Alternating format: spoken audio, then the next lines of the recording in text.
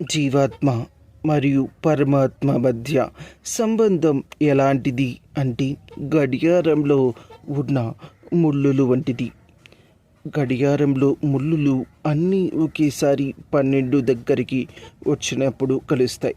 అలాగే మనిషిలో ఉన్న జీవాత్మ పరమాత్మలో ఐక్యం చెందడానికి ఒక నిర్ణీత కాల వ్యవధి అనేది తీసుకుంటుంది. ఈ నిర్ణీత కాల వ్యవధి తీరిన తర్వాత జీవాత్మ పరమాత్మ వైపు ప్రయాణించడానికి తపన పడుతుంది. ఆ తపన అంతా కూడా ఆధ్యాత్మిక వైపు మళ్ళీ తప్పులను తెలుసుకుంటూ భగవంతుడి గురించి ఏ విధమైన ఆలోచనలు లేకుండా నిశ్చలమైన మనసును ఏర్పరచుకొని జీవాత్మలో కూడా పరమాత్మతత్వం ఉందని తెలుసుకుంటుంది.